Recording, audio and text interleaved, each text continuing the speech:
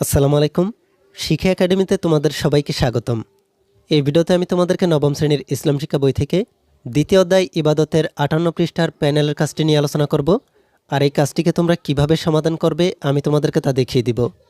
তোমরা এখানে দেখতেই পাচ্ছ, তোমাদের এই প্যানেল আলোচনার কাজটিতে বলা হচ্ছে হজের ধর্মীয় ও সামাজিক তাৎপর্য।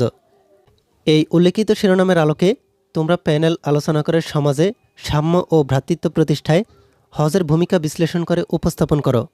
তাহলে তোমরা এখানে দেখতেই পাচ্ছ, তোমাদের এই প্যানেল আলোচনার শিরোনামটি হচ্ছে হজের ধর্মীয় ও সামাজিক তাৎপর্য। এই শিরোনামের আলোকে তোমাদেরকে প্যানেল আলোচনা করে সমাজের সাম্য ও ভ্রাতৃত্ব প্রতিষ্ঠায় হজের ভূমিকা বিশ্লেষণ করে উপস্থাপন করতে হবে।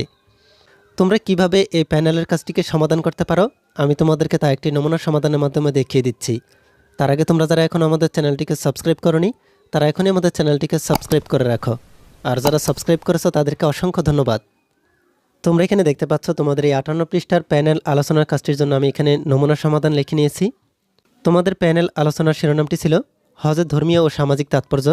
হজের ধর্মীয় ও সামাজিক তাৎপর্য হচ্ছে ধন সম্পদ, বর্ণ, গোত্র ও জাতীয়তার দিক থেকে মানুষে মানুষে পার্থক্য থাকলে হজ এসব ভেদাভেদ ভুলিয়ে মুসলমানদের ঐক্যবদ্ধ হতে শেখায়।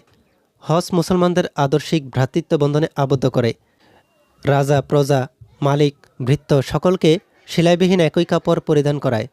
একই উদ্দেশ্যে মহান প্রভুর দরবারে উপস্থিত করে সাম্যের প্রশিক্ষণ দেয়।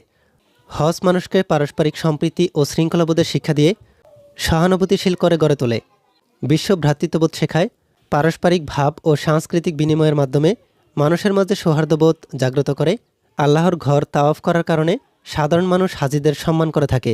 সুতরাং আল্লাহর রহমত পেতে হলে তার আদেশ পালনার্থে ধনী মুসলমানদের যত শীঘ্র সম্ভব হজ আদায় করা উচিত।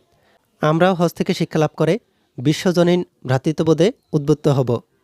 তাহলে তোমরা এখানে দেখতেই পাচ্ছ, তোমরা কিভাবে এই প্যানেল আলোচনার কাজটির জন্য হজের ধর্মীয় ও সামাজিক তাৎপর্যকে বিশ্লেষণ করে উপস্থাপন করতে পারো। এই ভিডিওতে এই পর্যন্তই। পরবর্তী ভিডিওতে আমি তোমাদেরকে এদের পরবর্তী কাজগুলোকে তোমরা কিভাবে সমাধান করবে আমি তোমাদেরকে তা দেখিয়ে দিব। এই ভিডিওটি তোমাদের কাছে ভালো লাগলে ভিডিওতে কমেন্ট করে জানাতে পারো। আর পরবর্তী সকল ভিডিওগুলো পাওয়ার জন্য আমাদের এই চ্যানেলটিকে এখনই সাবস্ক্রাইব করে রাখো।